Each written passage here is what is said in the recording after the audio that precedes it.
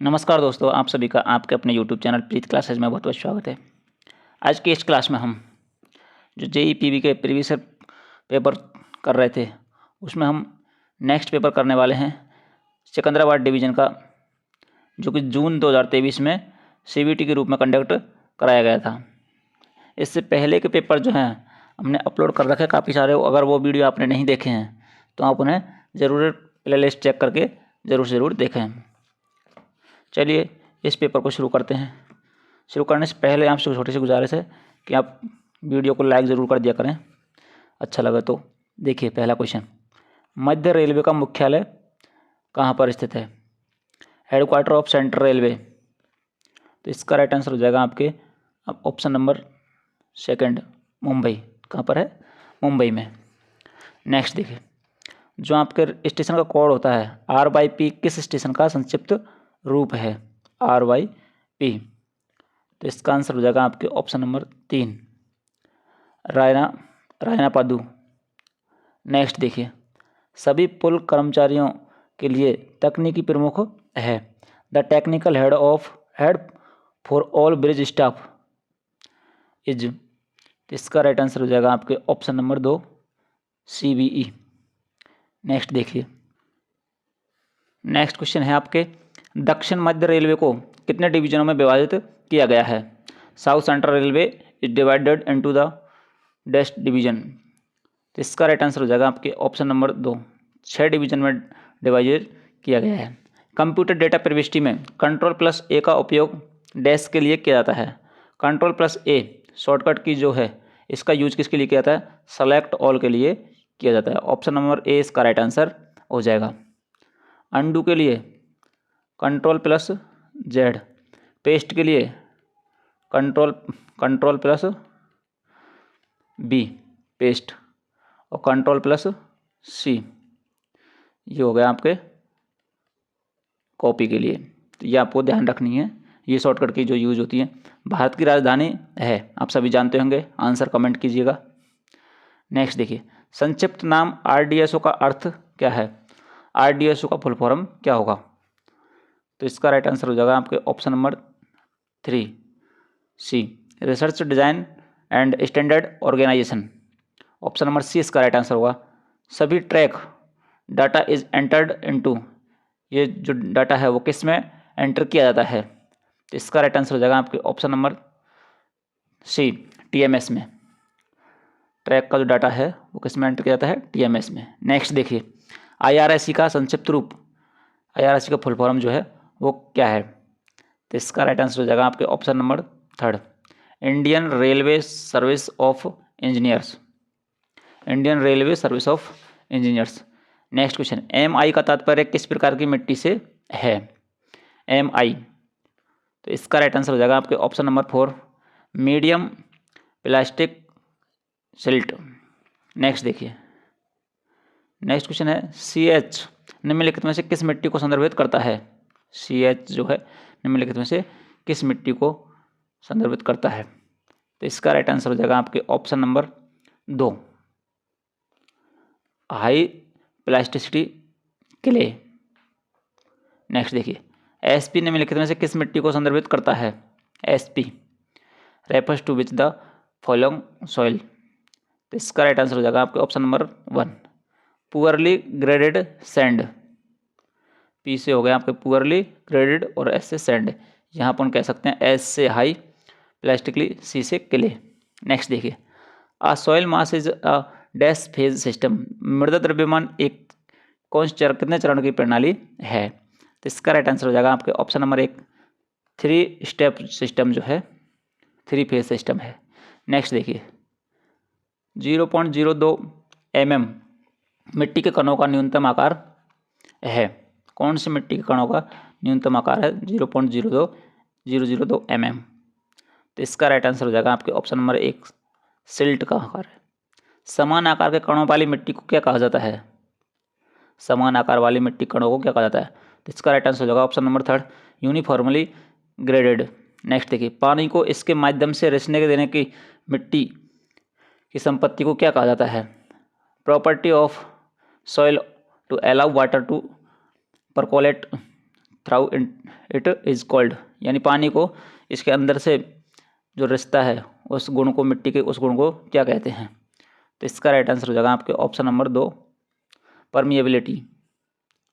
Next देखिए, catch water नालियाँ dash स्थानों पर प्रदान की जाती हैं, कौन से स्थानों पर प्रदान की जाती हैं? तो इसका राइट आंसर हो जाएगा आपके option number 1, cutting in formation. Cutting वाली जो नालियाँ होती है, फॉर्मेशन होता है, उसमें ये आपके कैच वाटर नालियाँ प्रोवाइड की जाती हैं। नेक्स्ट देखिए, रेलवे तटबंधों में मिट्टी का काम डैश इंच से अधिक परतों में नहीं किया जाएगा।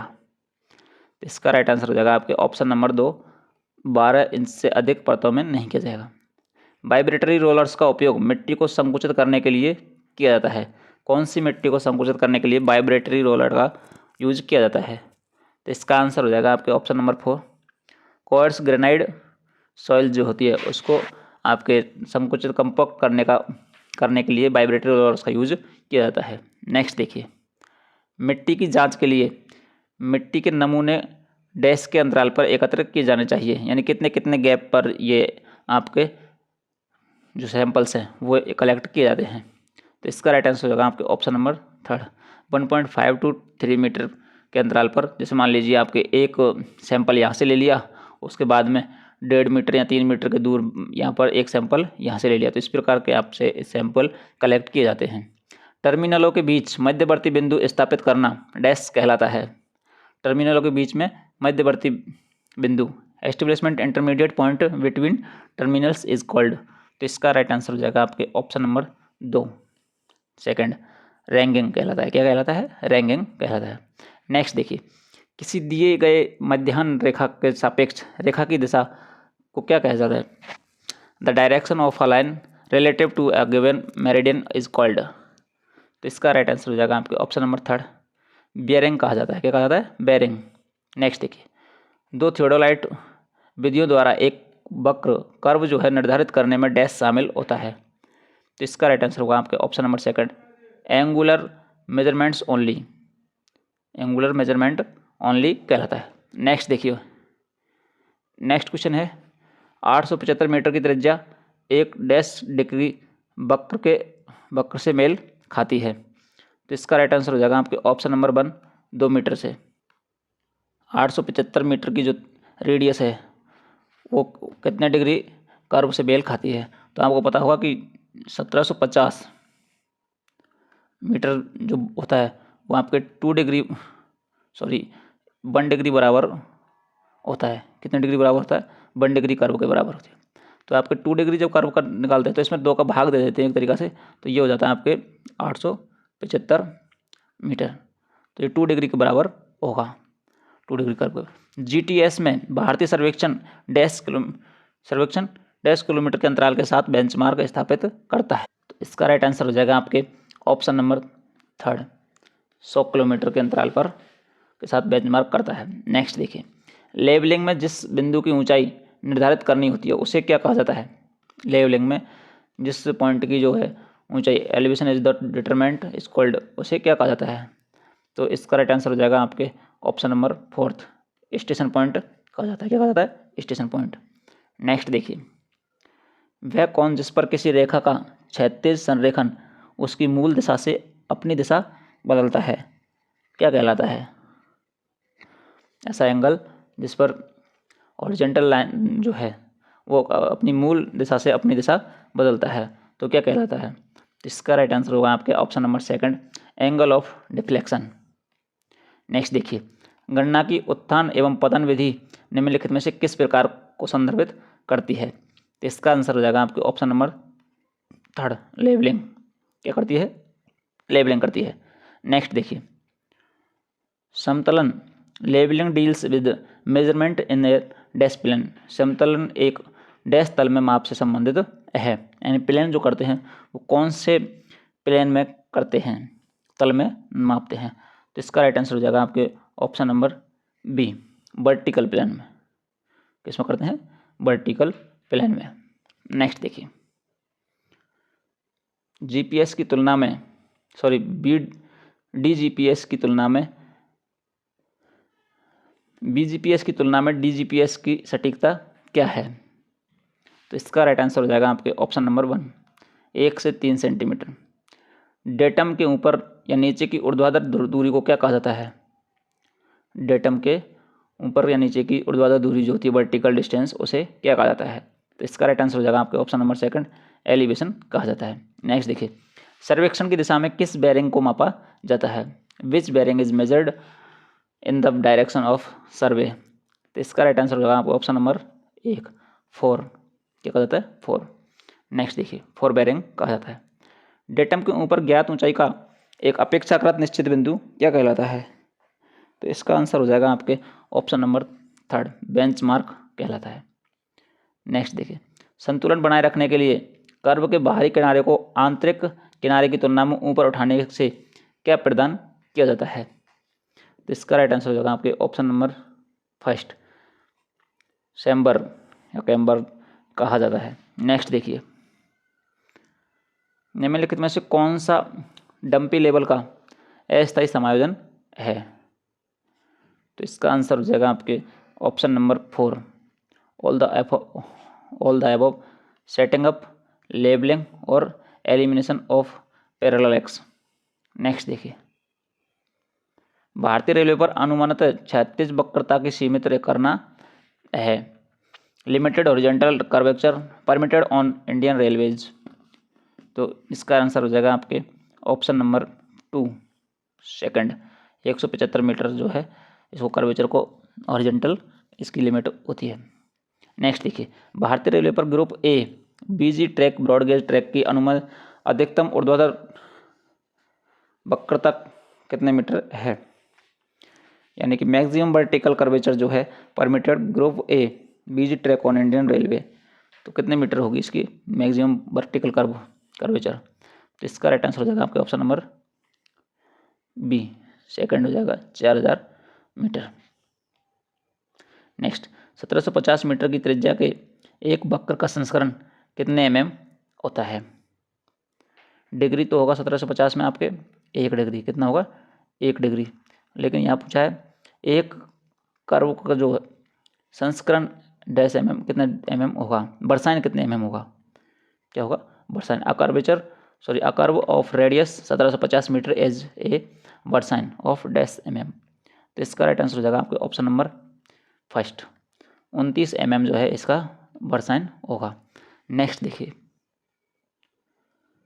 प्रदान किए गए सुखभोग वक्र को डैश के रूप में जाना जाता है। तो इसका राइट आंसर हो जाएगा आपके ऑप्शन नंबर 2, ट्रांजिशन कर्व कहा जाता है। The easement curve provided as known as, तो ये क्या कहा जाता है? इसको ट्रांजिशन कर्व कहा जाता है। नेक्स्ट देखिए, संक्रमण कर्व की शुरुआत में सुपर एलिवेशन डैश होता है। तो इसका राइट आंसर हो जाएगा आपके ऑप्शन नंबर 1, 0, क्या होता है? 0 होता है। भारतीय रेलवे पर पॉइंट एंड क्रॉसिंग में टर्न आउट हिस्से को मापने के लिए अपनाई जाने वाली कॉर्ड की लेंथ कितनी होती है? तो इसका राइट आंसर हो जाएगा आपका ऑप्शन नंबर 3, 6 मीटर होती है। कितनी होती है? 6 मीटर। नेक्स्ट देखिए, नेक्स्ट है भारतीय रेलवे पर मोड़ों पर चलने वाली रेल और चेक रेल के बीच की जो स्पष्ट दूरी है, क्लियरेंस कितना होता है? On Indian railway the clear distance between the running rail and check rail on curve में, तो इसका कितनी होती है डिस्टेंस? 42, 44, 46, 48। तो इसका राइट आंसर हो जाएगा आपके ऑप्शन नंबर 2, 44 mm होती है। नेक्स्ट देखिए, भारतीय रेलवे पर अपनाए गए संक्रमण वक्र ट्रांजिशन कर्व जो है उसका आकार कैसा है? The shape of transition curve adopted on Indian railway is तो इसका राइट आंसर हो जाएगा आपके ऑप्शन नंबर 1, क्यूबिक पैराबोला। कैसा होगा? Cubic parabola. जैसे आपके कर्व जो होगा या कुछ इस तरीक़ा से कैसे भी, तो ये जो बनेगा वो कैसा होगा ग्राफ? ये होगा आपका क्यूबिक पैराबोला। नेक्स्ट देखिए, भारतीय रेलवे पर अनुमत कैंट कमी परिवर्तन की अधिकतम दर कितने mm/सेकंड है? तो इसका राइट आंसर होगा ऑप्शन नंबर 3, 55 mm। नेक्स्ट देखिए, नेक्स्ट क्वेश्चन है 30.5 मीटर 30.5 मीटर की जीवा द्वारा केंद्र पर बनाया गया कोण डैश डिग्री के बराबर होगा। 30.5 मीटर की जीवा द्वारा केंद्र पर बनाया गया कोण कितने डिग्री के बराबर होगा? तो इसका राइट आंसर हो जाएगा आपके ऑप्शन नंबर ए, 1 डिग्री के बराबर होगा। नेक्स्ट क्वेश्चन है 350 मीटर त्रिज्या वाले वक्र के लिए वक्रता की डिग्री कितनी होगी 350 मीटर के लिए? तो इसका राइट आंसर हो जाएगा आपके ऑप्शन नंबर 4, 5 डिग्री। कितनी हो जाएगी? 5 डिग्री। आपके 1750 में 350 का भाग दे दीजिए, 1 0 से 1 0 कट गया। 35 का जब भाग देंगे आपके तो 5 से काट दीजिए 7 बार, 5 या 15 और 2 5 25, 7 बार काटेंगे तो 5 बार, यानी कि 5 डिग्री हो गई। कितनी होगी? 5 डिग्री। नेक्स्ट देखिए, संक्रमण वक्र की ट्रांजिशन कर्व की वाला एक कर्व जो है वो कैसा होगा? तो इसका राइट आंसर हो जाएगा आपके ऑप्शन नंबर फर्स्ट, वेरिंग बर्साइन। कैसा होगा? वेरिंग बर्साइन। नेक्स्ट देखिए, नेक्स्ट क्वेश्चन है एक वृत्ताकार वक्र भाग में डैश को स्थिर बनाए रखा जाता है।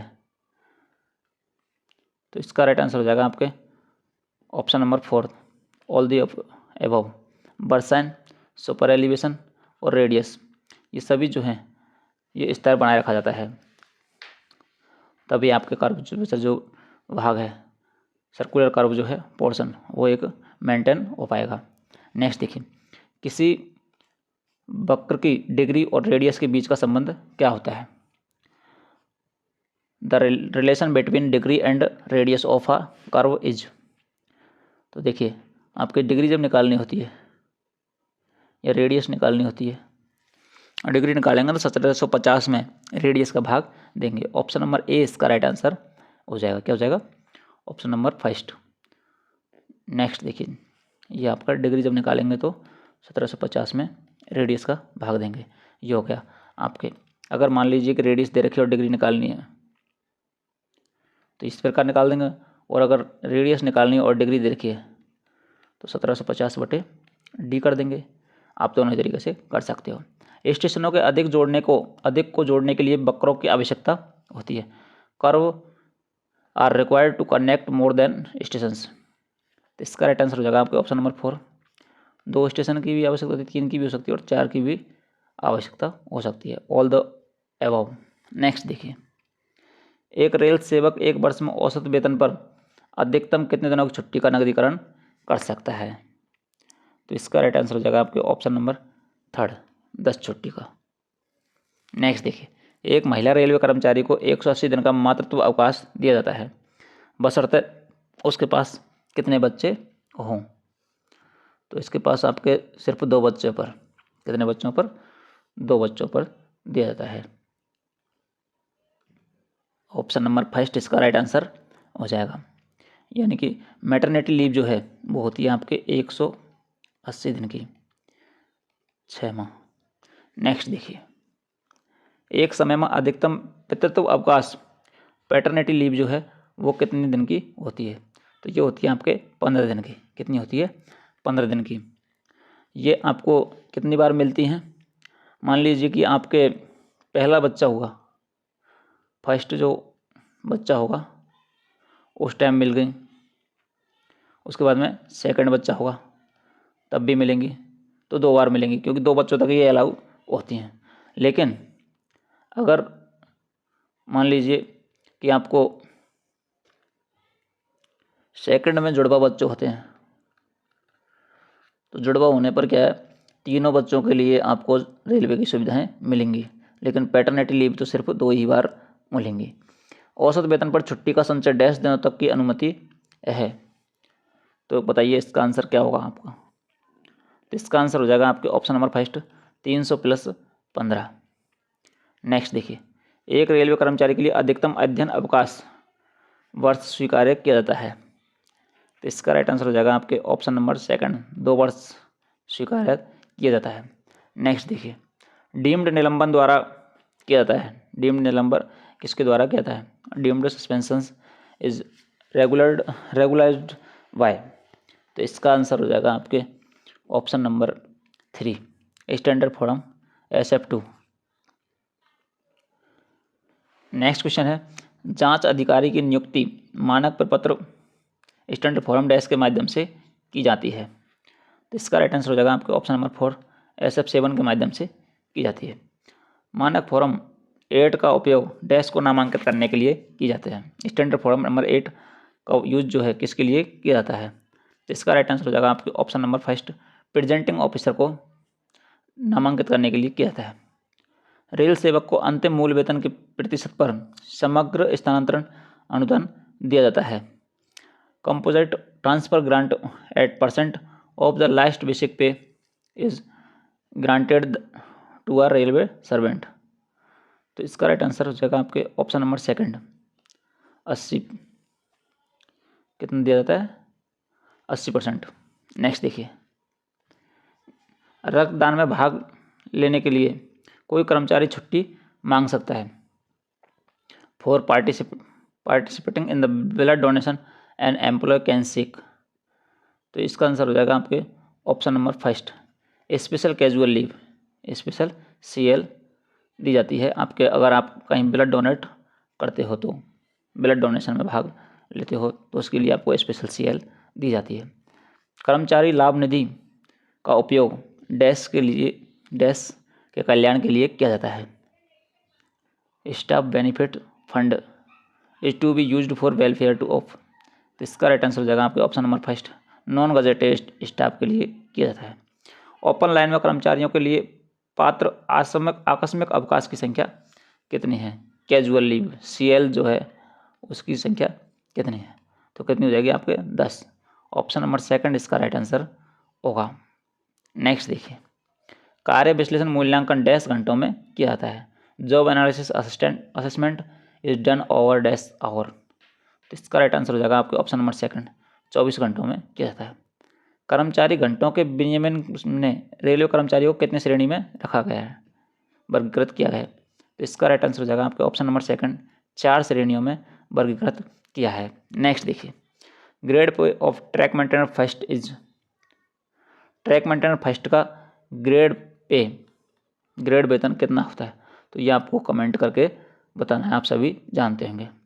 सेवा के डैश वर्ष पूरे होने पर एक कर्मचारी को सेवानिवृत्ति पेंशन का भुगतान किया जाता है। कितने सेवानिवृत्ति भुगतान किया जाता है? कितने सेवा के वर्ष पूर्ण होने पर? तो इसका आपको आंसर कमेंट करना है। ये हो जाएगा आपके ऑप्शन नंबर 4 10 वर्ष।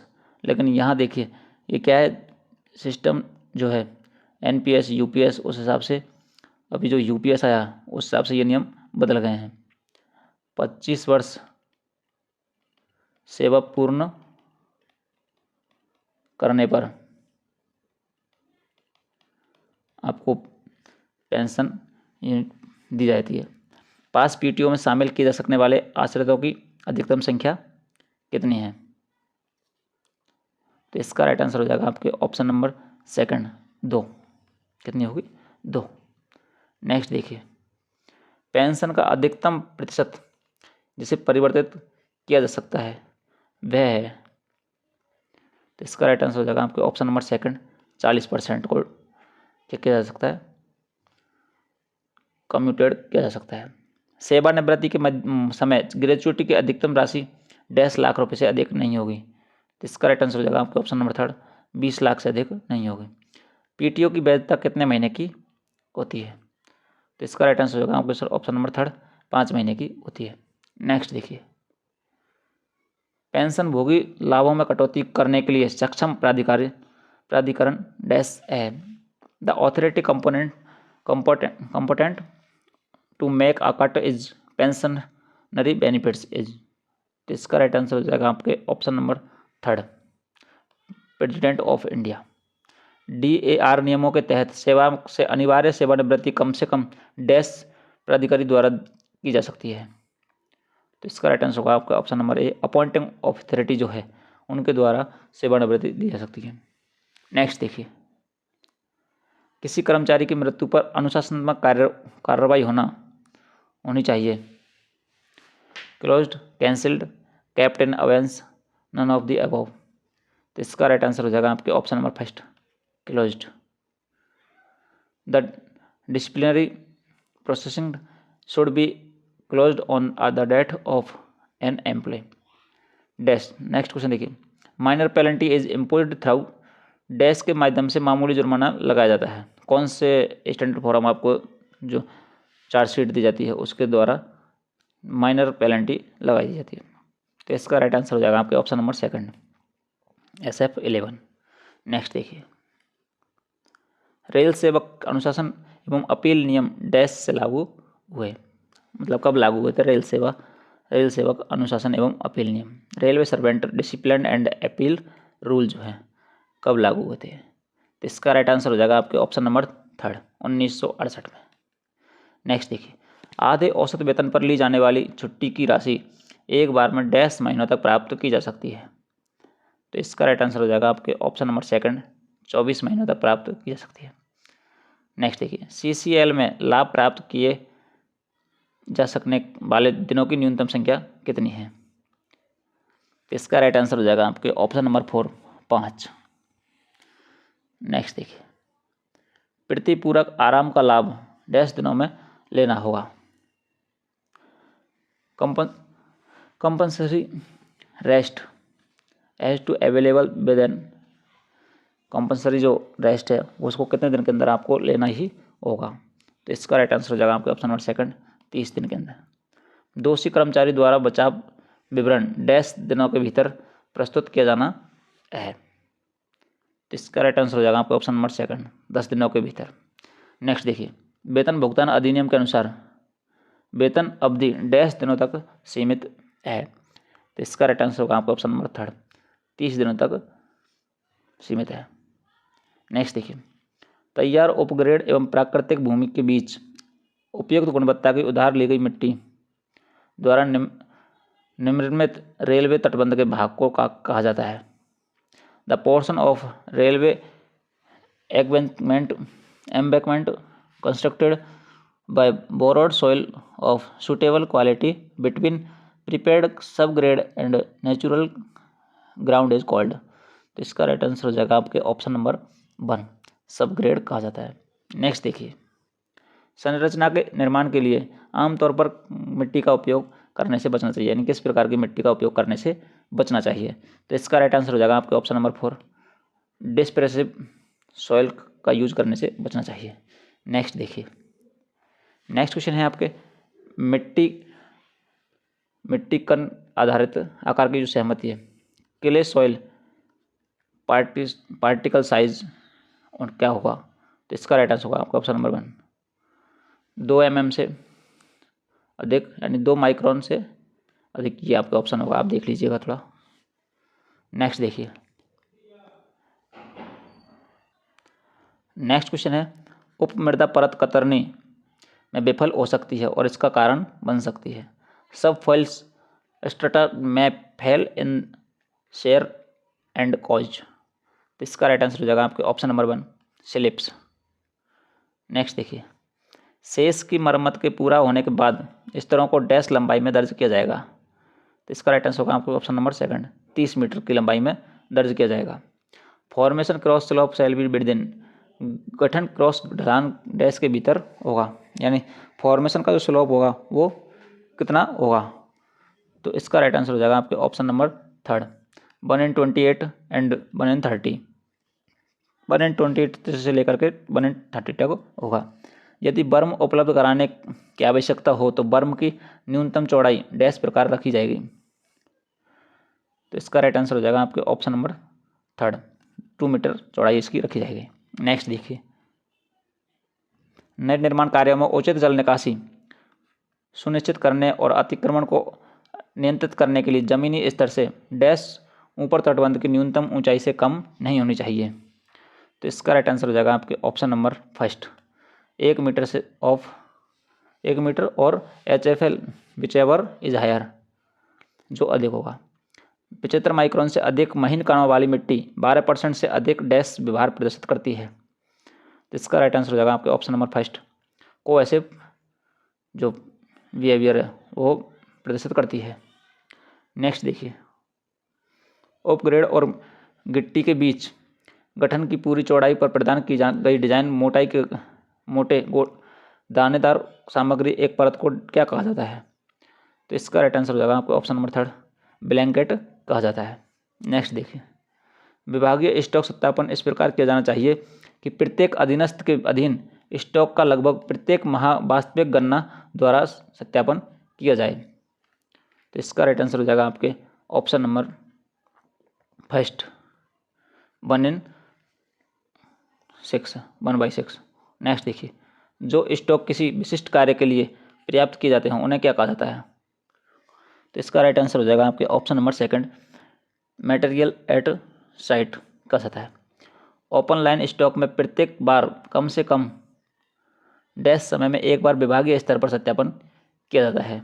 ओपन लाइन स्टॉक में जो कितनी बार कम से कम कितने टाइम में किया जाता है?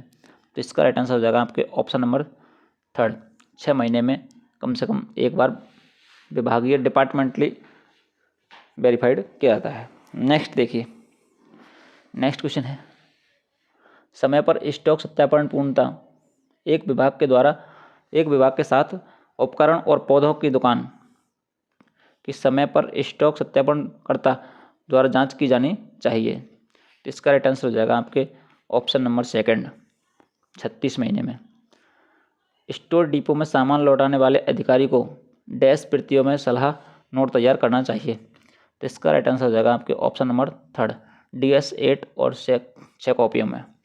नेक्स्ट देखिए, स्टॉक सत्यापन शीट डैश प्रतियों में तैयार की जानी चाहिए। तो इसका राइट आंसर हो जाएगा आपके ऑप्शन नंबर 2 3 प्रतियों में 3 कॉपी में तैयार की जानी चाहिए। राजस्व भंडार के मामले में स्टॉक सत्यापन के दौरान अंतिम स्टॉक सत्यापन की तारीख से किसी भी वाउचर की परीक्षण जांच स्टॉक सत्यापनकर्ता द्वारा की जानी चाहिए। तो इसका राइट आंसर होगा आपके ऑप्शन नंबर 3 25% एंड 3 महीना। नेक्स्ट देखिए, बफर स्टॉक डैश पर उपलब्ध कराया जाता है। बफर स्टॉक जो है किस पर उपलब्ध कराया जाता है, किसको लिए उपलब्ध कराया जाता है?